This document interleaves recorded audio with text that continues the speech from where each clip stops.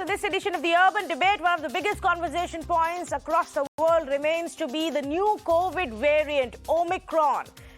And how is it going to impact us? Just as the world was beginning to see some relief in cases, beginning to open up with international travel, with a lot more nations now stepping up on their vaccination, here comes a new variant about which we don't know so much right now. And whatever we do know doesn't sound too good. Now, with more and more nations actually finding cases of this new variant in their own countries, there are concerns rising about international travel. Back home, here in India, two states, Delhi and Maharashtra, the states which were actually worst affected during the first and the second COVID waves, have been quick to raise concerns, urging the central government to completely stop flights from countries which are at risk. Now, as you know, Europe and most of the European nations are actually already seeing a rise in cases. Many of these European nations have very low percentage of vaccination, and they are the ones who are shutting down their barriers to several of high-risk or at-risk nations. In our country, though, we've simply for now tweaked our restrictions, our guidelines for foreign travelers or travelers coming from other nations to our country, which includes now mandatory quarantine periods and regular testing. But what is it that these two states and their chief ministers are asking? Arvind Kejriwal has said that most international flights come to Delhi, and therefore I'm urging the Prime Minister to stop these flights from at-risk countries. Not from the entire world, but those countries which are seen to be at risk, where this new variant may be spreading very quickly. Maharashtra Chief Minister Uddhav Thackeray has also urged the Prime Minister to ban flights from at-risk nations, saying that the state must receive information on foreign passengers. The entire Europe, along with countries like South Africa, Brazil, Bangladesh and Botswana, and many others have been identified as countries at risk. And India's guidelines for travelers who are coming from these regions have been made basis that.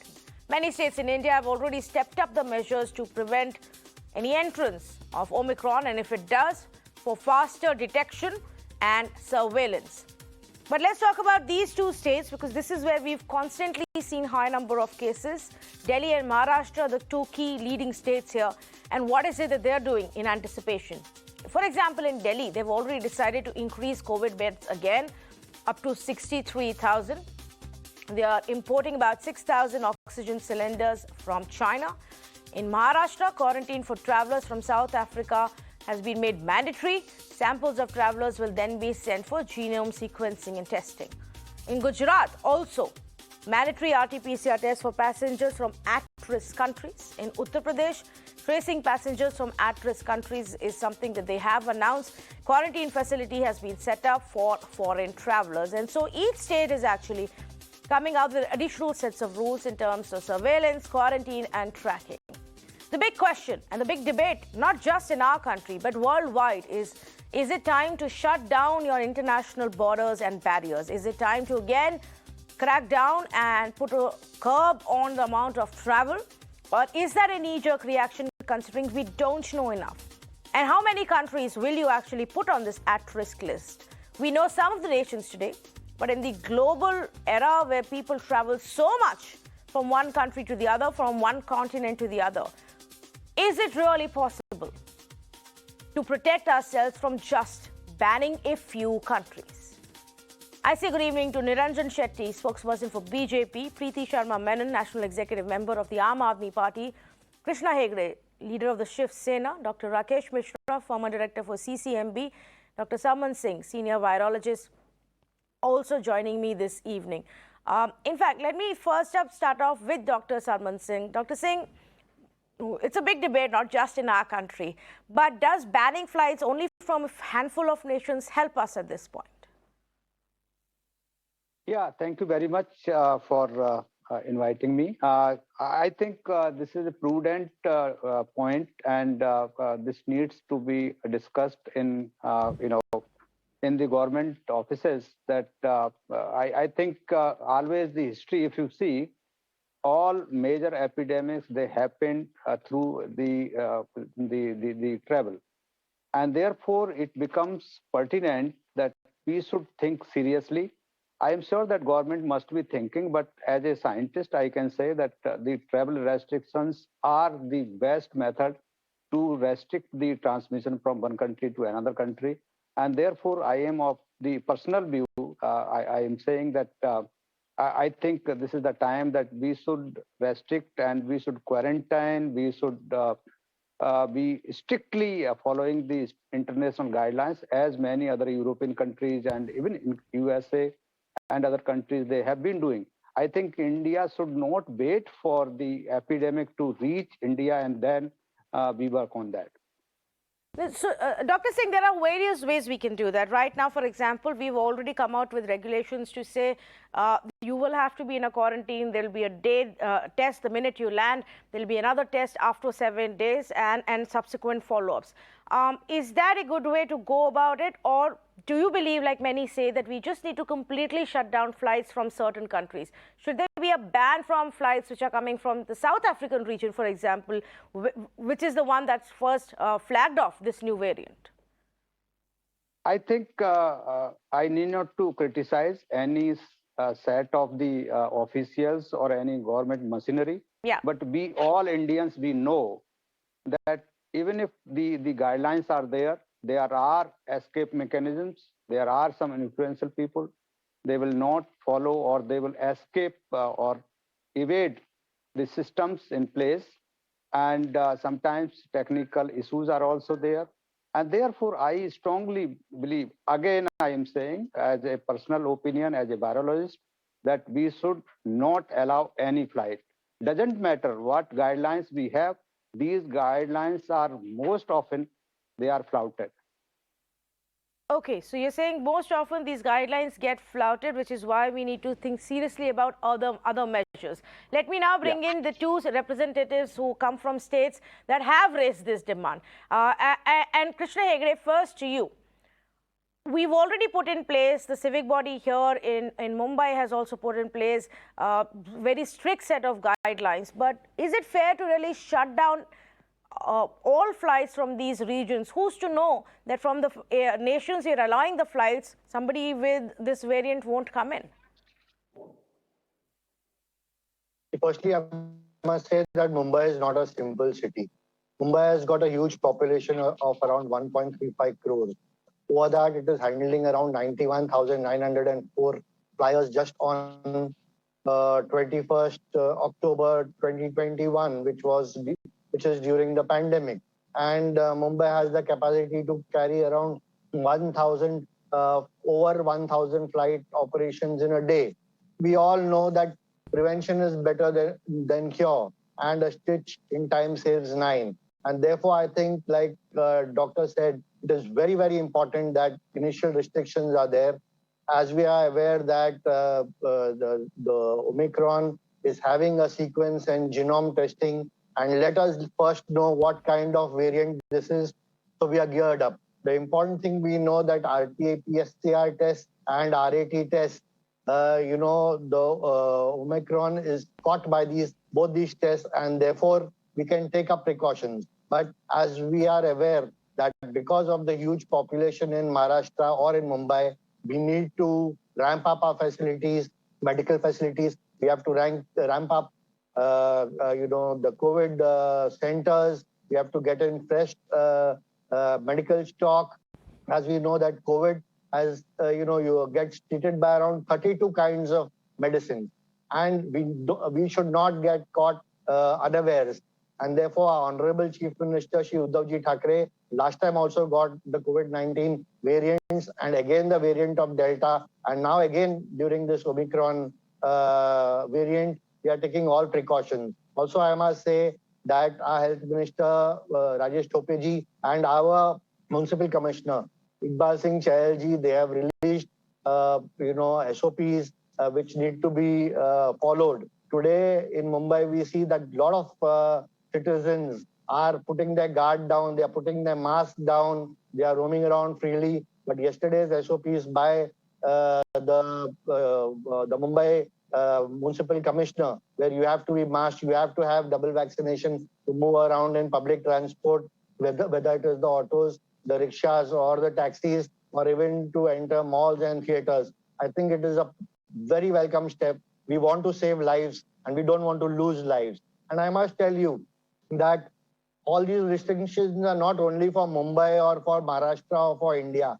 Even the central government in India has banned flights from 12 countries. I must say, I must appreciate even the Australian Open. You know, Novak Djokovic, who is the all-time greatest player of all time, he has been told by the Australian Open authorities that if he wants to participate in the Australian Open, he should disclose whether he has taken both his vaccines or no. Therefore, strict measures are very important. And I must say that Honorable Chief Minister Uddhav Sahib Thackeray is doing a great job, and we must respect that. And I think awareness has to be brought in more again. There has to be testing, tracking, and tracing again. And these things, I must also add here that the gap between both the vaccines is 84 days. I urge the central government to reduce this gap and get everybody vaccinated, not only in Mumbai and Maharashtra, but throughout the country. Yes, of course, that one of the things that even the WHO has recommended is stepping up on vaccination and ensuring that all nations and all parts of the world are able to further push on vaccination as perhaps the strongest way to deal with this virus. Let me also read out what WHO has said in terms of a caution to those countries who in the initial days itself brought in travel restrictions, banned flights coming in from the South African region. And the WHO cautioned against it, saying you need to take a risk-based and scientific approach while implementing travel measures. At this point, implementing travel measures is being cautioned against. The WHO recommends that countries continue to apply a risk-based and scientific approach when implementing these measures. So, when the WHO is right now cautioning against some immediate response of shutting down our barriers, Preeti Menon, why should we be looking at that then? India has gone through a lot during the COVID crisis, the first and the second wave. And while Delhi and Mumbai shoot into prominence immediately, it has been worse than anywhere else in Uttar Pradesh. It's been bad in Gujarat. It's been bad at times in Kerala, in Bangalore. So the whole country has faced the full wrath of COVID. And it's not just the pandemic. It is the lockdown that ensues with the pandemic, which has caused so much economic devastation, loss of jobs, and disturbance in mental health of many people. If we want to protect our country from an economic lockdown, from the mental stress of going through a pandemic again, then it is essential that we insulate ourselves. There is no other way. There is no other way of preventing the virus from coming into the country other than stopping flights from as many countries as possible. It's okay to stop international flights for a time. How does that really impact the country in such a big way? Travelers can wait for 2 months, 3 months, and if all this turns out to be not such a big scare as we thought it was, everything can resume to normal. But if we stop the flights, then we have protected ourselves from another lockdown, which I don't think that our country is in a state to take at the moment, nor the businesses, nor the workers. Nobody is prepared now for one more lockdown and joblessness and sitting at home. It's detrimental to our health. The states, of course, have to prepare, and the Delhi Chief Minister, Honorable Shri Arvind Kejriwalji, had a press conference today. And like you said, 30,000 beds are ready. Another 6,000, out of these 30,000, 10,000 are ICU, 20,000 are oxygen. Another 6,800 ICU beds are getting ready in the next few months. We have also prepared for an additional 30,000 beds across each ward. We've prepared for storage capacity of oxygen. We've increased our capacity. We've started production of oxygen. We've ordered oxygen tankers. We've ordered oxygen transport vehicles. Right. We've also ordered medicines for 2 months. 30 medicines that Mr. Hegde was talking about, we've already ordered stock for 2 months. But all that is in the event that the epidemic does come to our shores. Yes. Let's just protect ourselves because we can't take another lockdown. I mean, I think that it would be so detrimental to look at the retailers and the hoteliers. No, so you're right. I agree with you. But essentially what I'm trying to understand, and I will come back to you on that point, is does it have to be an either-or situation? Is there not a more nuanced approach to how we deal with this? And I will come to you in just a bit on that. But let me also go across to Dr. Rakesh Mishra. Help us understand this, Ms. Mishra. Right now, the guidelines suggest that we put people in quarantine or isolation we do RT-PCR tests on day 1 and day 8. RT-PCR tests are supposed to catch this variant as of now. And then basis that we decide, will that be enough, or do we need to go beyond that to clamp down? And because many experts say, even if you suspend the flights, you're not going to evade this. At some or the other point, the variant will enter your nation if it already has it. So we should first try to understand how variants emerge. We get to know about the variants when variant is around for several weeks, because the variant will emerge in one individual, few individual, and that will spread, keep spreading. And only when they come in the scanner of the testing process, that's why we say that testing has to be very, very active, and surveillance has to be very, very alert, so that you keep testing and sequencing so that you detect as soon as possible. But unfortunately, you will detect only when there is sufficient number. That means virus has already spread. That is very natural biological process. So it is very, very difficult to actually prevent a variant from going from one place to other, one country to other. What we can do is contain it, restrict its spread. And that's what is the focus should be. This time it is so-called South Africa. Now it has gone to many countries. I don't know how many people travel to what all independent places and then enter the country. So it's very difficult to track. And please remember that we are a very large country. There will be variant that will be emerging here also. So I think our strategy should be to have a very efficient surveillance system where we can detect early any new variant, and first of all we should do so much testing and isolation and tracking that the virus is unable to spread. And I just like to add that compared to, we should be very, very vigilant. We have gone through a second wave which was very, very taxing, and all of us remember we all have suffered, lost our nears and dear ones, so most of us know people. But now the situation is different. We have 70-80% of the country that is seropositive. We have a fantastic vaccination program going on. So we have created a lot of low roadblocks for the virus. So we are very strong position. So we should not be so much afraid and panic and start shutting down everything. But we should be very vigilant and take the challenge that put a strong, wherever there is transit point, block there so that virus is not able to travel too much, and by isolation and testing. So I think the current procedure that has been put in the places, we should implement that also beyond even the international airport. We should be very vigilant now to cities and wherever the emergence of a certain number of cases appear, and control that. So that is the way to go. I don't think, I will not be very surprised if tomorrow or day after there will be announcement that Omicron is already in India. It's very, very likely that it's already there. It depends on when you pick up. Most of the country must have reached, because if we have detected 2-3 weeks back, that means it is there for several weeks. That's how it has come to our notice. Otherwise, we will not notice even the variant. So we should understand the process and have our strategy which are solid and which are rational based and not based on fear and panic. Yes, in fact, for example,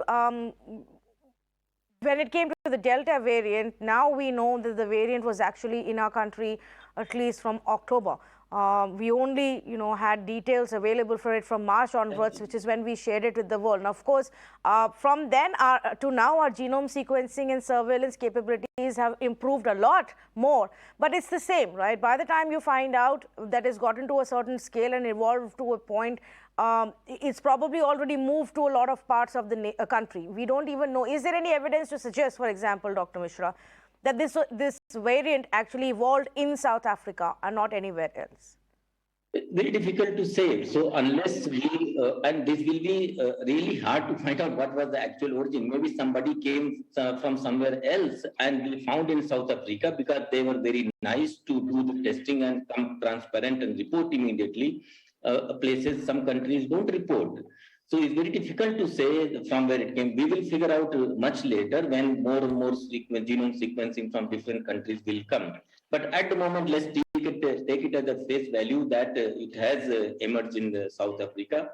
And we should also be more pragmatic that there is really no evidence that it will be a worse symptom or it will break vaccine. Just because there are more number of mutation doesn't mean actually much.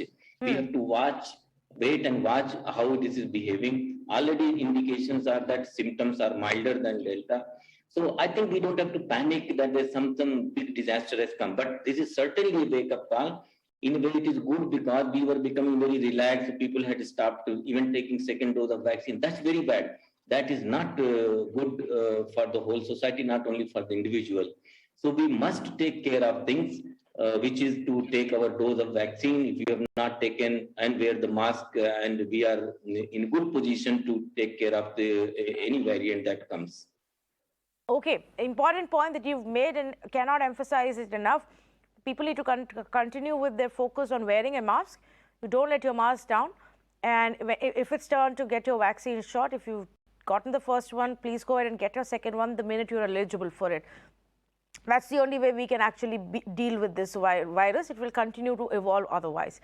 Let me now bring in Niranjan Shetty. Mr. Shetty, there are two states today and two political parties, rather one alliance and one party, that has demanded that the center ban flights from certain countries in the world. Where do you stand on this? I think the concern that has been raised by the two states, it's of course necessary, and as far as it's the responsibility of the central government, I think the central government will take a call and will understand and undergo whatever the details are being shared from the international community.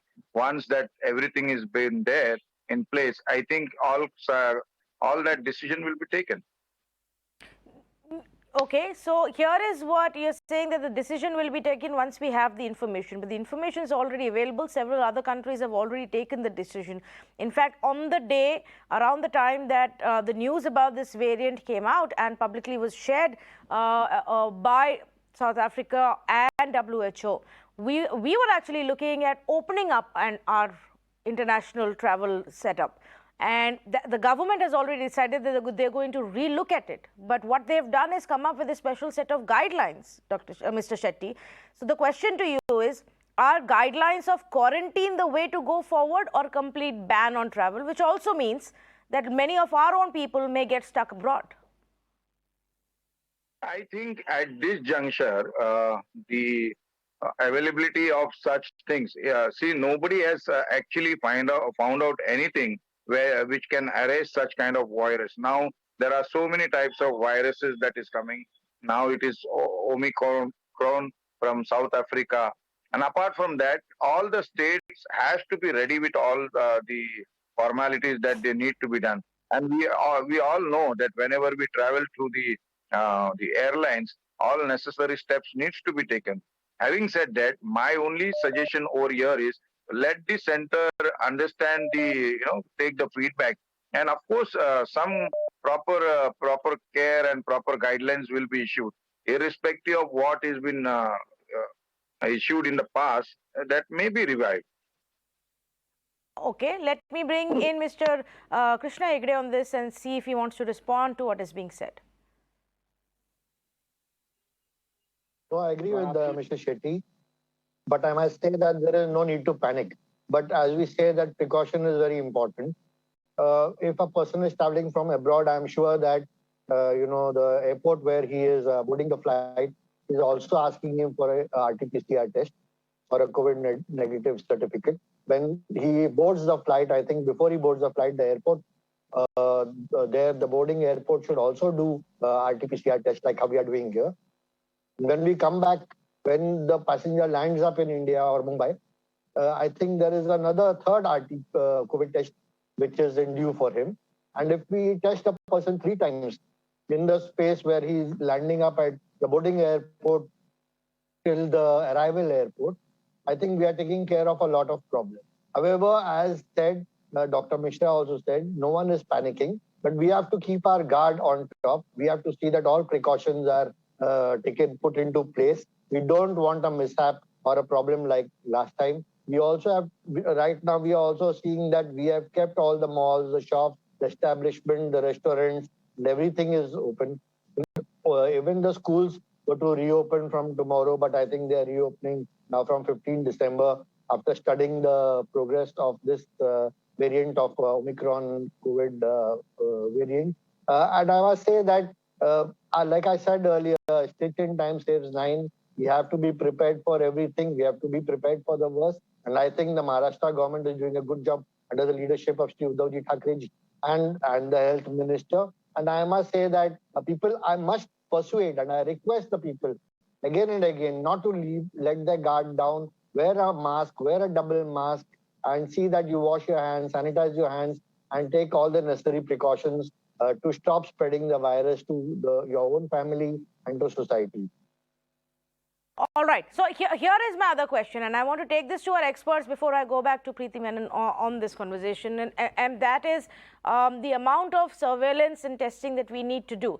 For example, Dr. Sarman Singh, up till now, most nations have designed a policy that if you show your vaccine certificate, you can enter the country without having to go any kind of quarantine period.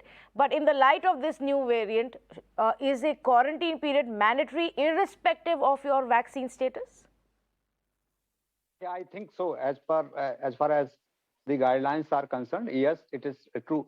Let me explain why I am saying that why flights should be banned rather than quarantine and all these things in place. Right. My personal experience as being the AIIMS Bhopal director, in the 2020, the very first when the corona came, the one young man, he came from UK. He came to Indore, and he just everything was in place, and he gave the sample, and just bribing some policeman. He just wanted that I just want to meet my mother. She is very sick. And rather than going to his mother, he went to his girlfriend, and they traveled from Indore to Bhopal. You can imagine how many people, the first case in Bhopal, he came. So he was the source person. How many people, petrol pump, the stand, bus stand, then hospital, without having any precautions. So one person is good enough to bring the infection in the whole society. That's what I am saying. I strongly believe that banning the flight is the only solution, rather than, as Dr. Misra also said, that we don't know that how many already they are there. But still, till the time the whole genome sequencing confirmatory data is there, we know that S gene failure is also another method. Why the person who came positive for the COVID positive in Maharashtra, I think we all are waiting why this is not being declared, whether S gene failure was there or not, and sequencing has been done or not. So there is another case that again from South Africa came in Chandigarh. That is also why this data, because this is a 3 hours test. So why S gene failure? These are not being made public. So these are the things I think we should think in that way, in that scientifically. Okay. Very interesting point that you've made. So in Maharashtra, there are suspect cases. People who've traveled tested positive, the genome sequencing samples have been sent in Karnataka, and you say in Chandigarh as well. Dr. Mishra, does it bring us back to the point of stepping up on the entire process itself? You're asking the process to detect the variant? Yes. Right. So in this variant, when you do a normal RT-PCR test, that has multiple genes that are targeted, and one of the genes which is heavily mutated is the S protein, and that target doesn't show up. So this is called the S dropout. So if you see 3 positives, that means this is not a new variant. If you see 2 positive and S has dropped out, that means there is suspicion that maybe this is that variant. So that is only suspicion. You need to be confirmed it by the genome sequencing, which is the ultimate test, and which takes something like anything between, let's say, 36 to 48 hours, depending upon how you are organized and so on. So I think we are in a situation where we have to trust our system and ensure that what rules and regulations are put, they are implemented. We should take it as some kind of extraordinary situation. And if we cannot implement surveillance, then I do not have any really suggestion what we can do, then what we'll be able to implement. Because the entry of the virus can be from many different points. Is there in Bangladesh, then how much you are going to block the Bangladesh-India border?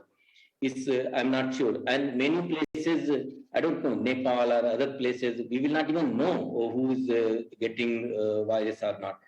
So creating bio bubble of international level is very, very difficult. We are very large country. And as I was saying that we are ourselves so widespread and so many infection that there will be variant that will coming.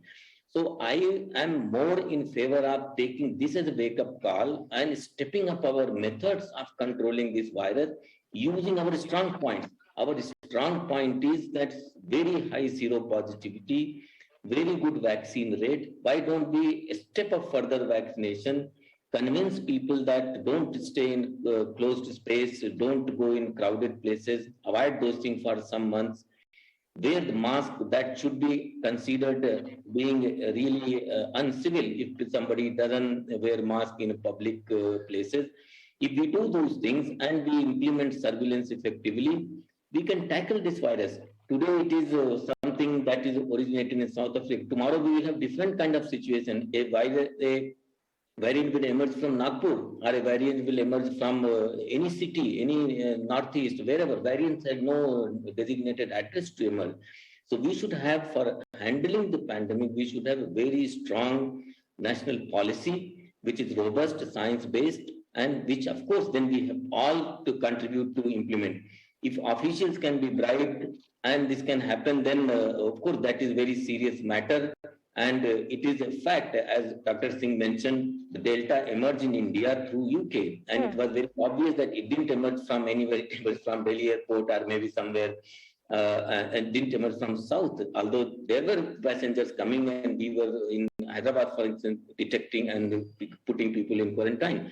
So we have to learn how to implement these things rather than based on the weakness of the system we take decision. I would prefer we take decision based on our strength and try to build upon that. That will be a long-term solution to this problem. Yeah, I mean, I would say, completely agree with you, and that we focus more on the level of genome sequencing, the level of tracing, tracking people who've landed already, fast tracking that, people who may have entered our country in the last 2 weeks, to track them, to test them, to isolate if there are any positive cases there, and to genome sequence that. The focus needs to be there. But Preeti Sharma, I'll come back to the point that I was, going to ask you earlier. There is a difference between completely shutting down barriers or allowing people and putting them in quarantine. Why are you not in favor of saying, okay, let people come in? There are also going to be Indians who are abroad right now for work, for other purposes, who need to come back home. Come back home, mandatorily stay in an institution, quarantine yourself for 2 weeks, and then get out. I absolutely agree with you actually on that any Indians who are stranded outside should be rescued, brought home, made to quarantine, and then returned to their homes. There's absolutely no harm in doing that as long as it's being done as a rescue measure. But regular flights, which have started in quite large numbers now, I mean, they're not regular flights, but even then, a lot of international flights have started. We're not back to pre-COVID capacities, but we are having an unusually large number of flights landing both in not just in Mumbai and Delhi, but in almost all our international airports. They need to be stopped because this is a floodgate. Yes, there might be porous borders from where people might seep through. There might be isolated cases which may come from far away. And yes, it's absolutely true that variants may develop in India itself. And therefore, every state has to be prepared. Therefore, the first thing that the Chief Minister in Delhi did today was mention clearly in specific terms what is the metric ton capacity available in Delhi for oxygen, what is the medical availability, what is the bed availability. So the preparation for any kind of pandemic, which may be this variant or any other later homegrown variant, should always be there. There's absolutely no doubt about it. And in fact, the central government should send parameters as per population and audit whether every state has created those kind of treatment facilities, trace and track facilities or no. But at the same time, I still believe that if we keep our international flights open, we are literally opening our floodgates. Somebody here very wisely did admit that, our systems are not so robust. There are always leaks. People always escape quarantine and they always find excuses to somehow break the rules. In that case, we are literally inviting trouble, a trouble that which the country cannot economically handle anymore. Children have just returned to schools just a few months ago. Education is just limping back on its feet. It's such a big devastation that children did not have access to campuses for so many years now, 1.5 years. Now that we are limping back to normalcy, we cannot take another setback. I don't think any citizen of this country wants a setback again. We don't want a lockdown again. We don't want our lives to stop again. Correct. So the only thing that is viable is to stop international travelers who are not traveling back home. So if that is the case, travel back home, okay, then the rescue flights must take place. So you're saying shut it all down and bring the stranded Indians back separately. So then let me take it across to the BJP, because then if this decision has to be made, it has to be made now. It actually should have been made then yesterday, if that's the way we want to go forward. Mr. Niranjan Shetty, are we taking it too slow if we indeed need to ban flights every day? Thousands of people are still already landing in our country. I think there are contrary views. What Preeti Menon said or what another gentleman spoke. Yeah. Preeti Menon agreed that the flight should not be banned. She agrees that the people are stranded who has gone for work, as you also said. So I think there should be a time. And they themselves know. Today they are claiming, both the states are claiming that they have done a marvelous job. So let us trust that whatever good works they claim to have been doing either in Delhi or in Maharashtra. So apart from that, let the central government take a call. Let them understand, as you also rightly pointed out, there are so many people stranded out wanting to come back, and just a single incidents of what the gentleman spoke in Indore, we cannot cite that all people are doing such kind of things. We should understand the problems the other people, those who are coming from the other nations, they want to come back for some kind of the work or the other. So we need to take very, So what are you saying, Mr. Shetty? Should there be a ban on flights coming from a few countries, from all countries, or no ban? See, there are so many. Now we have progressed too much. 2 years back, yes, I would have agreed for the ban, complete ban. But now I think everything, we have progressed so much ahead. There are so many ways that we can arrest such kind of things. We can quarantine them, we can do RT-PCR sets, then we have so many kinds of vaccinations been done. And that is why today what is important is more vaccination needs to be done. Such kind of variant will occur in future also. There are no as such data right now. So the present, in my view, let the central government study these things. Let them go and understand what is the requirement needs to be done. And of course, in the larger interest, the central government will take a decision. So let's keep our finger crossed. So so while we wait for that, and obviously what we need to know before further policy decisions are taken is more about this variant itself, and how far along are we from knowing that, Dr. Rakesh Mishra, apart from the initial information that has come in, how much longer would it take for us to know a little bit more about just how transmissible is it, and do the vaccines work on it or not? There are three things that one has to worry about when a new variant comes.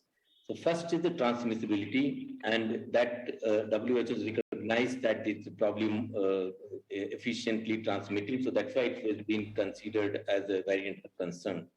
The second important thing that one has to look for is the clinical symptoms of the infection, whether it's more dangerous, worse symptom, more mortality, and so on. In that case, this virus doesn't seem to be that way. In fact, the initial observations are to the contrary, that its symptoms are milder than Delta. That's what the African authorities, South Africa medical person very extensively explained. She was quite candid in explaining what are the early symptoms of this. And the third thing is the vaccine breakthrough, whether it's more or less and so on. That we will not know unless we wait for 2 weeks at least to see what kind of score it is. But I would like to say why people are worried about vaccine and these things is that because there are too many mutations in the same region of the protein, which is of the virus, which is the business sense of the virus. which is the spike protein, which is the key of this virus to open the cell of the human body and enter it. But now, and most of the vaccines are made to block that key. So if virus has changed that key, then antibodies or the vaccines might not work on that. Then, but virus will not be able to be open to cells also. So virus also has a limitation. It cannot change so much that it cannot bind to ACE2 receptor and enter the cell. So therefore, vaccines are going to be effective. Some vaccines may become relatively less, but vaccines like Covaxin, which is about the entire virus, are likely to be very little, if at all, affected by the new variant. So it's very much important. That's why the whole world is saying that increase the vaccination, not because it's a simple panic. It is because vaccines are very good. They are very safe. And if we take that, then any variant will have protection against severity. So another point is, even if you are vaccinated, that doesn't mean that you will not get infected. Only what it protects you is from the severe symptoms and mortality and so on. So therefore, even if you are vaccinated, you will be safe, but you have to wear the mask so that you don't help the virus any further, that through you, it goes to somewhere else. So this virus, and even if the infectivity is how much it is and so on, those are very, very early things. We have to wait for a couple of weeks. But I think it's just at the cost of being repetitive that India is in very strong position in terms of vaccine, in terms of seropositivity, and in terms of our hospital systems that have become more robust.